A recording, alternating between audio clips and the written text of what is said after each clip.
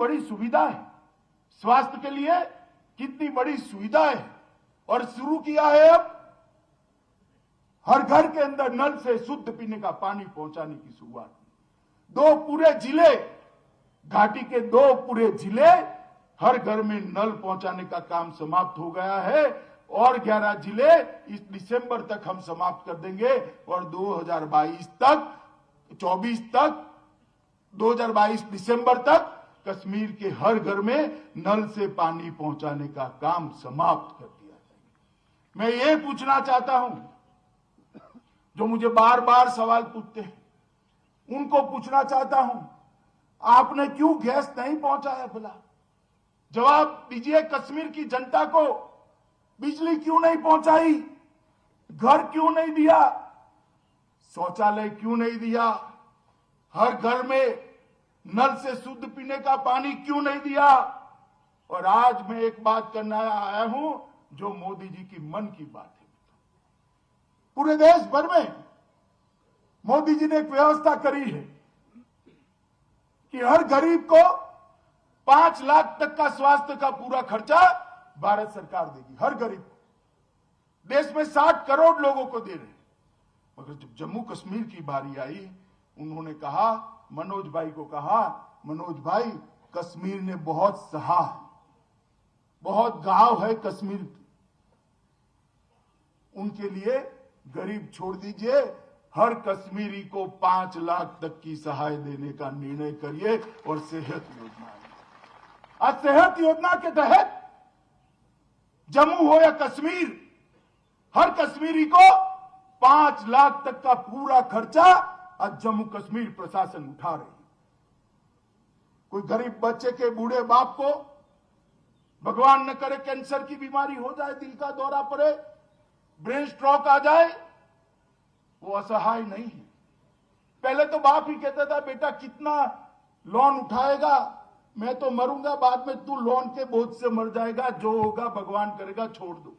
मगर आज उसको असहाय नहीं है, वो अपने बूढ़े बाप को लेकर अस्पताल में जाता है और नरेंद्र मोदी का दिया हुआ कार्ड यूं स्वैप करता है और अपने बाप की जान बचाता है। पूरे देश भर के अंदर ये योजना गरीबों के लिए, और मेरे जम्मू कश्मीर के अंदर ये योजना हर कश्मीरी के लिए है। मैं पूछना चाहता हूं, फारूक साहब जरा हिसाब तो दीजिए, 70 साल तक ये कश्मीरियों के इलाज की व्यवस्था आपने क्यों नहीं करी? भला एक बार कश्मीर की जनता को आप बता दीजिए। महबूबा बहन, आप भी जरा एक बार बता दीजिए, इतना लंबा शासन रहा, आपने क्यों नहीं करा? मित्रों, डायरेक्ट बेनिफिट ट्रांसफर, हर व्यक्ति के घर में बैंक अकाउंट खोलने का काम मोदी जी ने समाप्त कर दिया। विधवा सहाय, वृद्ध सहाय, बच्चों के वजीफे, ये सारा कोई कमीशन लेने की जरूरत नहीं है, कोई कमीशन देने की भी जरूरत नहीं है। सीधा एक बटन दबाते ही आपके अकाउंट में ट्रांसफर हो जाता है और आपके पॉकेट में आ जाता है। 12 लाख किसानों को, जम्मू कश्मीर के 12 लाख किसानों को मोदी जी दिल्ली से बटन दबाते हैं, हर साल 6,000 रुपया सहायता का उसके बैंक अकाउंट में पहुंच जाता है। मित्रों, पहुंच जाता है। मैं आप लोगों के कहते हैं, आप चिंता करिए, चिंतन करिए, सोचिए। ये अलग अलग बातों से आपको गुमराह करते हैं, ये सारी बातें पहले क्यों नहीं, जो 2 साल के अंदर हो गई, पहले क्यों नहीं हुआ था?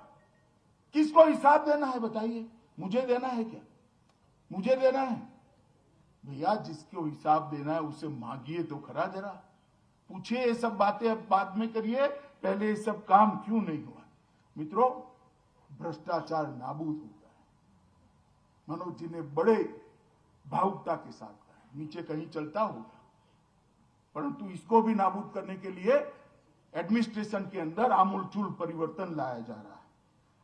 मैं अभी कोरोना का प्रकोप आया, कोरोना के प्रकोप में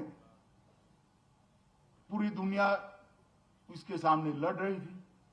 मोदी जी के नेतृत्व में भारत भी लड़ा, कश्मीर भी लड़ा, टीका ढूंढ लिया गया, टीका देने की शुरुआत हुई। मुझे एक बात बताओ भाई, सबसे पहले 100% वैक्सीनेशन 100% टीकाकरण कौन से राज्य का हुआ मालूम है आपको? कौन से राज्य का हुआ? जोर से बोलिए, कौन से राज्य का? क्यों हुआ? क्योंकि मोदी जी मानते हैं जम्मू कश्मीर ने बहुत घाव झेले हैं, सबसे पहले कोरोना से सुरक्षित आज जम्मू कश्मीर को कर देना चाहिए। और इसलिए जम्मू कश्मीर के हर युवा को, हर वृद्ध को, हर लोगों को जो टीका देने के लिए जिनका वय है, वो सभी को टीका देने का काम समाप्त हो गया है। दूसरे चरण का भी 50% काम हमने समाप्त कर दिया।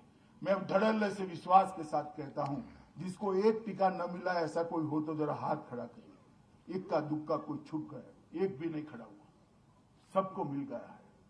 ये नरेंद्र मोदी जी की कश्मीर के लिए लगाव का ये उदाहरण है, ये प्रमाण है। तभी जाकर ये होता है। पर्यटन, ये सारी बात करते थे, 40,000 लोग मारे गए, दहशतगर्दों के खिलाफ आवाज नहीं उठाई।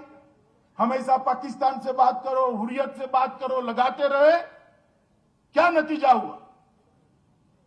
घाटी का पर्यटन समाप्त कर दिया था। मैं आपको बताता हूं, मार्च 20 से